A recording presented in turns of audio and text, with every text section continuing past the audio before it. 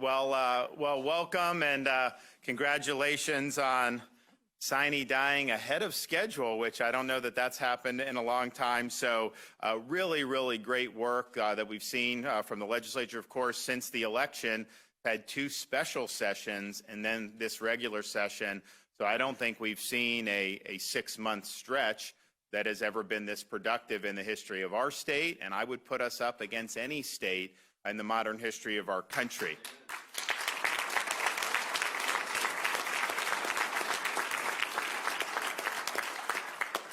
I don't know that there was any meat left on the bone after this legislative session. If you look on issue after issue, we jointly worked together to tackle this stuff head on. I mean, clearly, we are very fortunate to be in the free state of Florida. We see people want to invest here. It's a good place to do business, all these other things.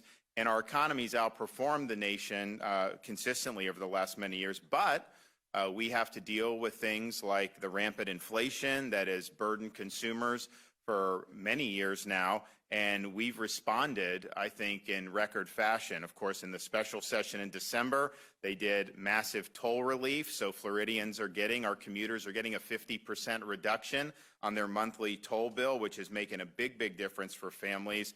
If you include that with the tax relief that's in this budget, it's about $2.7 billion, I think, in tax relief. And so that's really big, including the tax relief that's really focused on families.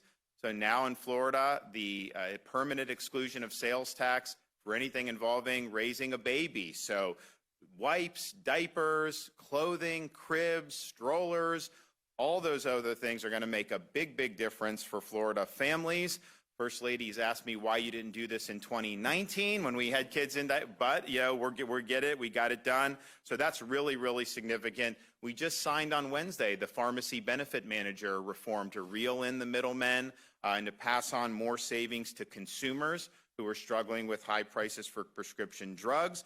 The legislature did $100 million additionally for the My Safe Florida Home program. Want to give grants for people to help harden their homes and then get reductions in rates. And then maybe most importantly from a perspective of costs, the legal reform that was done. First in the special session involving the property insurance, then the overall legal reform that was done. That is going to fundamentally reorient our climate here in a much more positive direction. And when other states have gone down this route in the past, it's been very positive. So we really appreciate that. If you look at the budget, still got a massive surplus, but we're also able to meet the needs of a growing state. I requested $4 billion for the Moving Florida Forward so we can get ahead of some of these traffic problems.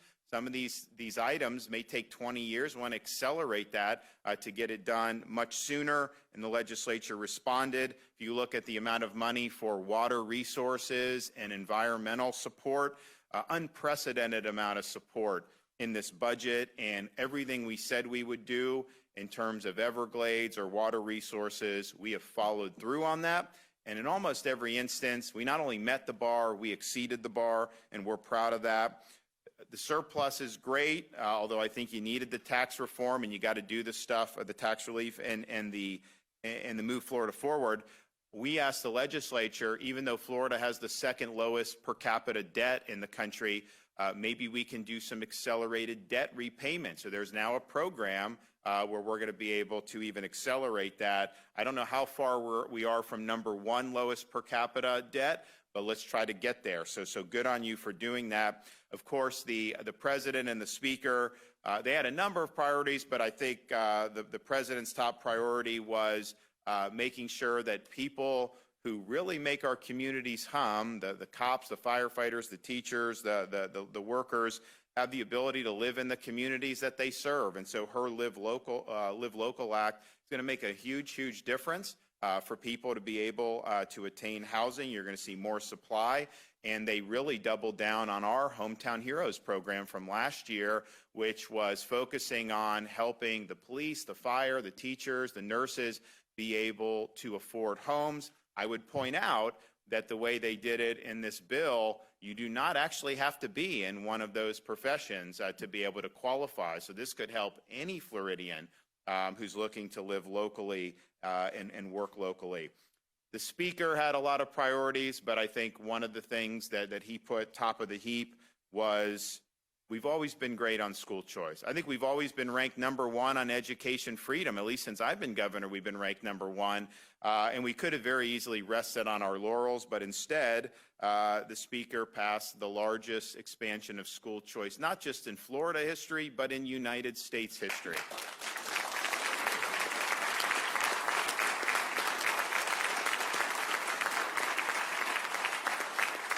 And that's going to make a big difference for families, and rightfully so. We've always focused our scholarship programs on low-income families, particularly single mothers, but we also recognize you could have a family earning $100,000 in a place like Miami-Dade County. That doesn't necessarily mean you have the ability to pay for other types of education, and so expanding that eligibility and saying the money is going to follow the student is something that is really, really significant.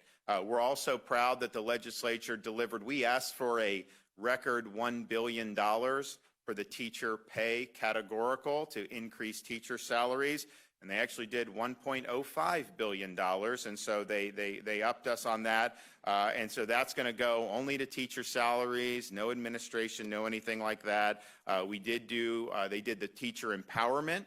I think teachers have a right to have a disciplined classroom. The students have a right to make sure one student isn't disruptive and ruins that. So we want to be able to support teachers who are keeping order. And then, of course, no mandatory automatic dues deductions. If you want to write a check to join an education union or a school union, you have a right to do it, but they should not put an authorization form in front of you and pressure you to sign something that then have automatic deductions. And so I think that's a win across the board for teachers in the state of Florida. Of course, if you look at the budget for education, it's the highest per pupil funding in the history of Florida, the largest budget overall that we've ever had for education. And so I think we've looked at it in a full spectrum context. Some parents are going to go to their local school. The school districts are important. The charter schools are important. Private options are important, and we put the money where our mouth is on that. Of course, we've continued to say that in the state of Florida, parents have a fundamental role in directing the education of their kids, and that means supporting parents' rights. And in this legislative session, you've expanded parents' rights, and I know a lot of people are going to be happy that that was the case. Higher education, major reforms that we've done. The idea that you would have to take some type of loyalty, political diversity oath, that is imposing ideology as a condition of being hired. Elimination of so-called DEI and how that has been used as an ideological cudgel to impose ideology on the university, and putting the money where the mouth is on this. There's a lot of money in the budget to recruit faculty to our universities. I think you did like, what, $25 million just for New College? I know Corcoran will appreciate that, and then I know we have a lot more for others. And our view is this should not be based on political litmus tests. You should not have current faculty be able to veto someone because they're not towing an ideological line. What we want is we want very high-performing faculty. And so you're going to have presidents of universities be able to go and recruit people and offer them good compensation to be able to do a good job here in Florida. So we are really leading, I think, on higher education, and the things that have been critiqued, rightfully so, over the years of how our university systems across the country have developed. We're correcting some of those problems, and I think going forward in a way that is really focusing on the core foundations of what higher education is supposed to mean. Of course, we were leading the effort on anti-ESG legislation. This is a very important fight. You cannot have a successful economy if every aspect of it ends up being politicized. And so we said that's not going to work for our pension system in the state of Florida. It's not going to work for credit ratings, and we're not going to let them impose social credit scores on Floridians so that their ability to obtain credit is somehow related to whether they're towing an ideological line. Florida also led in saying, we do not recognize It's not there yet, but they want to do it, a central bank digital currency. You want them being able to monitor every single transaction you make as a citizen? I know I don't want that. We've created historic protections for the right to life, historic protections for Second Amendment by enacting constitutional carry. The legislature has passed a bill to provide a digital Bill of Rights to Floridians, particularly so that parents can help safeguard the data and the information of minor children. And that's very, very important.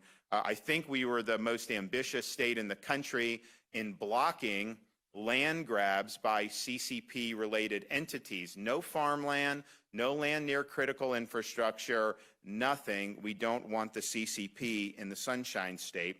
Law and order led the way yet again. So while some states want to do things like defund police, we have yet again $1,000 bonuses for our local law enforcement throughout the state of Florida. 3 years in a row that we've done that.